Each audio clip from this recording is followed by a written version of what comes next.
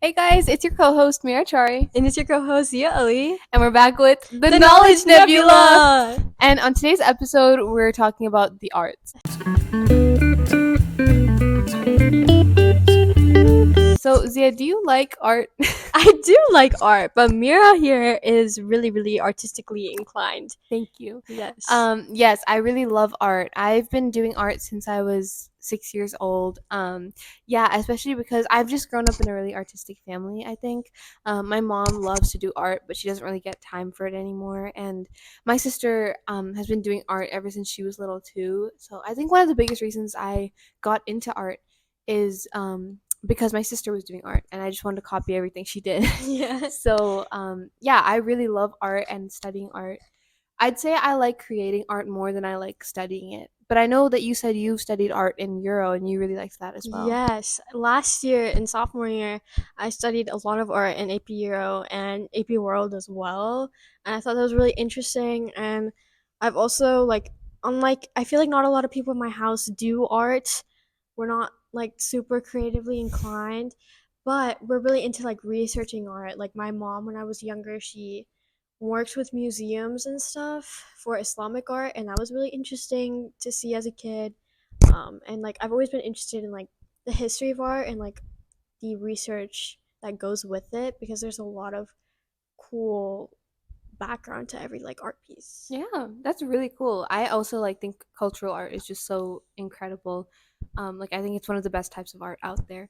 I agree. But yeah, one of the things that found really interesting was like the idea that even if you are kind of intuitively drawn to the arts or like creatively inclined in some areas, the idea of the arts and how it relates to the theory of knowledge may not be like as apparent to you.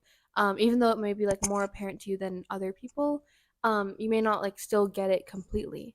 And I think that's definitely like a big thing to factor in. Especially it was a big thing to factor in for me with TOK because I feel like for me I just do find myself more inclined towards creative aspects like history and the arts. So I thought that I had like a really good grasp on what how TOK related to those, but there's actually like a lot more that goes into it, especially when we talk about like our scope of knowledge and how that relates to art. Yeah. So yeah, I think the first question I want to start with is Zia, what do you define as art? We actually had a really interesting discussion in our junior DP, which is basically our TOK as a junior, as what defines art. And I really think that how you define art is based on every person, whether it be the artist, like the actual creator of the piece itself, or the viewer who actually takes in the art piece. Because one person may see something as art and another person might not. And I feel like the biggest controversial area or era of art would be the Dada art movement after World War II, World War one of the world wars. But a lot of people now they don't see it as art at all, and I think that's just because of the time period. It's especially really famous with the fountain piece, which is the urinal, Yeah. and a lot of people now see it as a joke because Yeah. we're like that's not art at all. But back then in that time period, it was very much art because it was a way of self-expression and trying to gain your self-expression after those treacherous years of poverty and warfare and everything. So I think it's really interesting to look at how art goes along different time periods as well. But to answer your question, I think art is really subjective based on each person. So I really feel like there is no right way to define art. But No, yeah, I completely get that. I definitely don't think there's like a one correct answer for what art is either. Like art is so many things. It's like visual arts, it's dance, it's music, it's painting. It's really just like I in my opinion like a form of expression. Which I think it's so funny you mentioned like the fountain piece by Duchamp. Like I think what would really define that as art is the artist and his intention with making that piece. Because for me, I think art it relates to two different things. It's the artist and what their interpretation of the art piece is. What their perspective is, why they made it, and what effect it has on them. But then there's also the viewer, and that's what most people tend to focus on is how did they perceive the art? What's their reaction to it? And I think the fact that that's so heavily, accounted for kind of dismisses the fact that the artist's intention is just as important when creating art. Um, sure, art is about expression, but oftentimes, there is no winning in art.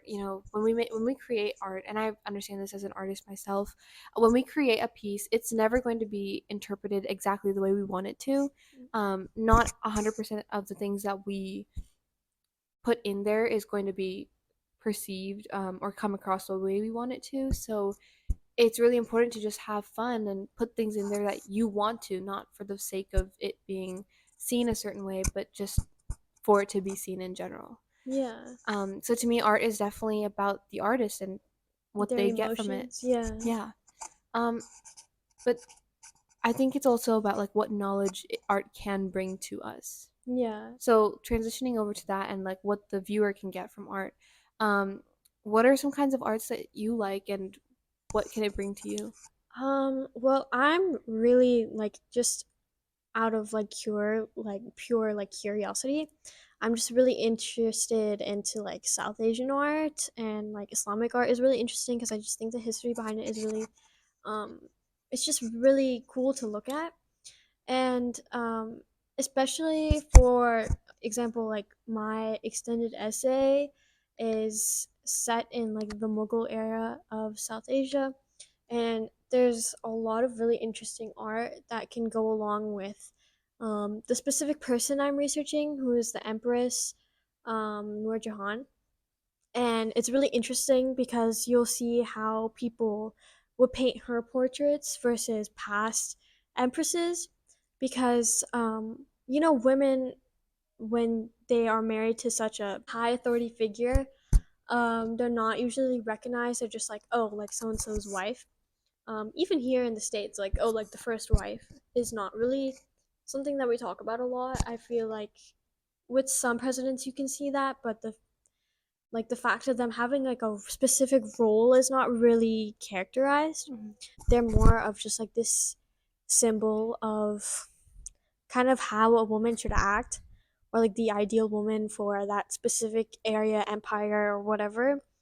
But for her, she did a lot of actual things like regarding the court and everything, which is mainly what I'm researching. But it's really interesting to see how her portraits are painted versus the previous empresses or the other wives that the emperor had.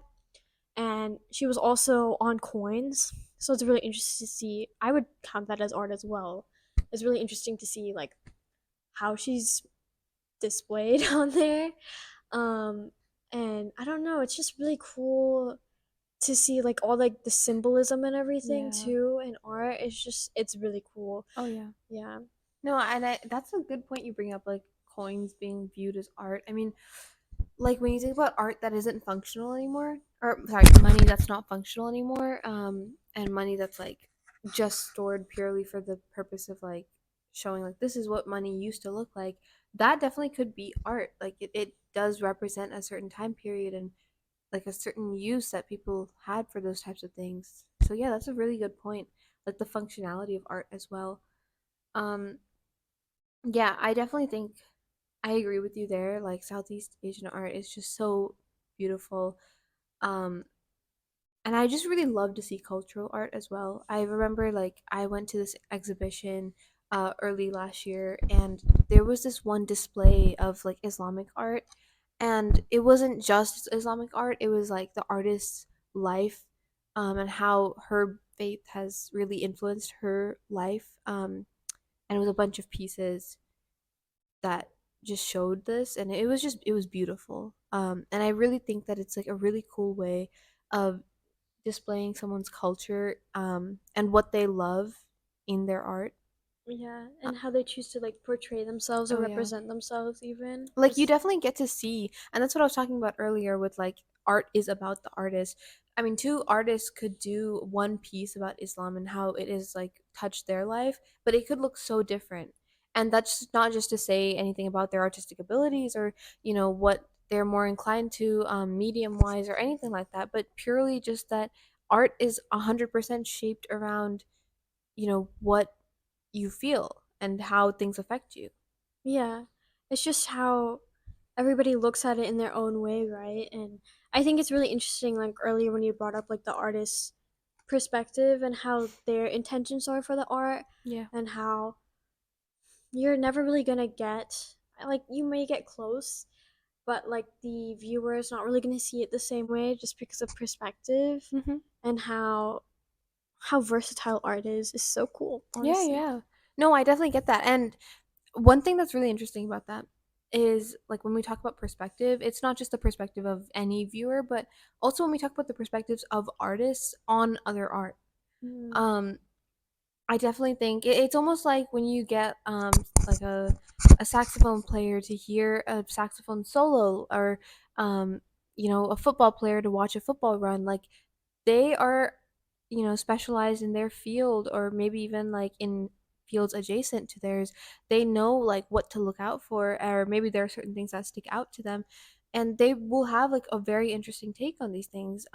So like one example that we've researched together is Las Meninas, which is a piece originally by Diego Velázquez in 1656, and it was about, you know a it was depicting like a royal room, and it had, A royal portrait of the king and yeah, queen as well. and it was there was many different interpretations of this, and I think that's what makes it interesting.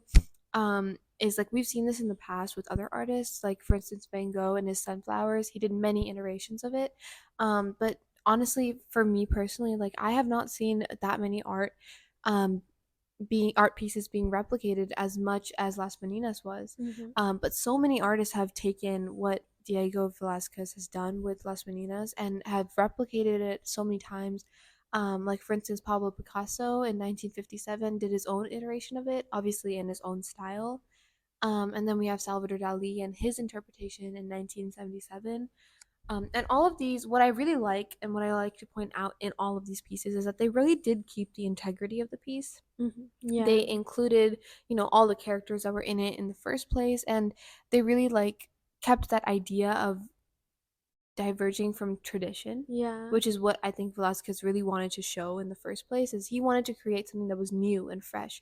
And I like these artists' take on that, because these are artists that prefer to be new and prefer to show something that the world has never seen before. So Hmm. for them, it really makes sense to create a piece like this.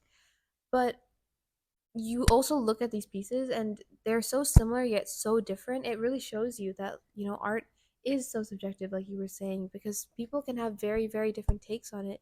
And they can be painting the exact same thing, but it looks so different. Yeah. And I think a really interesting detail as well is, like, I feel like each artist that took this piece, they made it their own, right, in their own style. That was true to them and true to their art and their truth.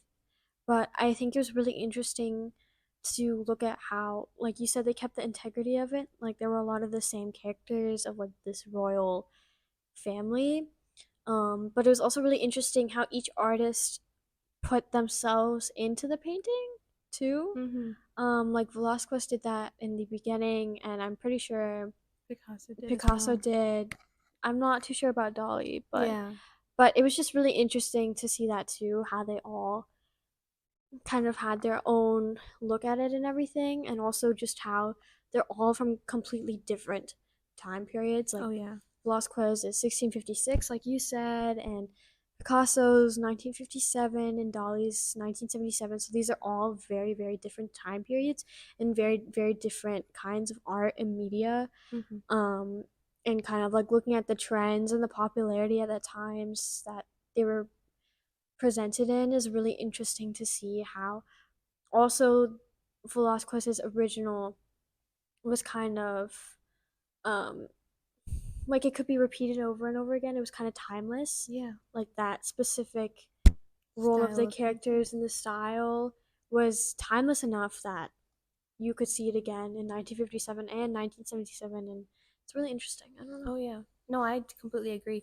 So one thing that I want to point out, like this is a conversation that we would have in TOK all the time, is do you think that maybe these artists have like a responsibility to keep the integrity of the original painting when they're replicating it? Because obviously we can see that to some extent, Picasso and Dali, they have done that. They've kept the idea of putting themselves in the painting, kept the idea of keeping these characters and keeping this general theme that runs through the painting, but they've also had their very like different individualistic takes on it. um do you think that maybe the painting would have been as successful or as maybe ethically correct if they just completely diverged from what the painting was trying to, convey in the first place? I think this is a really like multi-layered question, Mm-hmm. but I think when you look at art over time that's been replicated, there's a very like looking at the ethics of it, there's a really I think strict line of Mm-hmm. when you are replicating it versus when you're kind of just like making it your own and Mm-hmm. not crediting it. So I think that there was a lot of like the integrity of them keeping the same characters definitely made it um to where it was similar to the original. Mm-hmm. I think that was interesting. But I also think it's interesting, like, if you look at musical pieces, because I listen to a lot of classical music, Mm-hmm. they do a lot of, what do you call it? Like, they do a lot of duplicates Mm-hmm. of each other's pieces, but in their own styles. Like, something Tchaikovsky would have done, Debussy will do in a completely different Mm-hmm. style. And I think it's really interesting to look at because some people will say like, "Oh, like he's copying so and so's piece," but it's like in a completely different style. So Oh I yeah. don't know like where the ethical line is of that Yeah, in yeah. there, you know? No, I completely agree. Like there is a fine line, I think, between like copying someone's work or just, taking inspiration from them and not crediting them. And especially like I think with the rise of like social media and that kind of stuff, like there definitely is um a question of ethics there. Like if I see something on Pinterest, for example, and I just want to sketch it really quick, but then I post it on my Instagram and I don't credit the original person, like, what are the ethics of that? Even though Yeah. my Instagram is just, I'm not like an influencer or anything, it's just a small circle of my friends. But that's why like art is so, it is really important to keep the integrity of artists and their original thoughts and their original pieces. Because at the end of the day, like art is an expression of their mentality and their emotions. Um, and when you copy an art or you take someone else's art, you're taking their ideas from them. Mm. And that's something that definitely should be protected. Yeah, I think that should always be protected because that original artist came up with this idea Oh, yeah. and it is their idea at the end of the day. So, one thing I wanted addressed before we end the episode is, and this is like a hot topic, very widely debated, and I don't think that this will be one that we resolve anytime soon. But it's the age-old question of should artists be valued as much as other fields that are maybe like social work or ones that just directly relate to and help society um, tangibly, like Mm. STEM fields, like medicine, that type of stuff. Yeah. I think we're definitely seeing a shift in culture to Oh where yeah. art fields are kind of frowned upon as to where they aren't like useful to society, you know? And I Mm-hmm. feel like we're seeing a shift in that, especially like if you've seen there's like more of a shift in STEM versus STEAM recently where they put Mm-hmm. the A for art and I think that's interesting. Um and how people look at that. But I definitely do think that you can't disregard art as something that doesn't help society or unite society or anything because there's so many examples of it doing that. Yeah. And it may not be as monumental as something as like finding a cure for cancer, Mm-hmm. but it has really united society in so many ways, like with certain like musical genres and everything. Mm-hmm. That culture really can unite people. I feel like um just like the sensationalism of artists, whether they be musical or like visual artists or dance artists, in America especially there's always been that sensationalism culture that kind of started in the 20s Mhm. with like the rise of radio and everything. But I feel like that really unites people because it gives them a common ground and something that they all have together. Yeah, something to hold on to. Yeah, Yeah. and they all I don't know, art can really unite people, I think. And even if you don't agree on something, there's always like some kind of art form that you can all agree with, and it Hmm. can bring so many people together, and it can do a lot for good too, Yeah, yeah. truly. No, I definitely agree. I mean, art may not have as like tangible effects as like, STEM fields, but it definitely does play a large role in our society, especially because art has like existed for so long. And if we could have a society without art, then we would have created one, but we haven't because art is so central to our expressions of our belief, of speech, of our freedom to do what we want and what we can. Um, and I definitely think that, especially when we talk about like the rise of AI, Hmm. and like manipulating art or like AI taking over jobs, Yeah. I think with this like rise in technology, we might also see like a rise in art and people returning back to what they know is safe and secure. Hmm. Um, but also people realizing that art cannot be replicated. Like art cannot just be created without the emotion that comes behind it. Yeah. Which is like why AI is such a hot topic, and AI creating art has sparked a lot of anger because AI can't create art.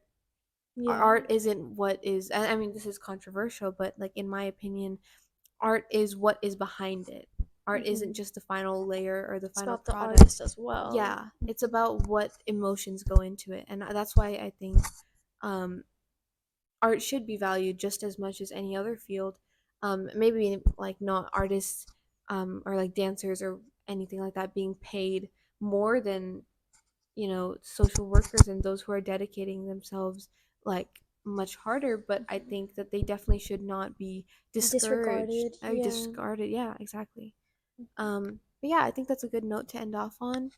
And thank you guys for listening and watching. We'll see you next time. Yeah.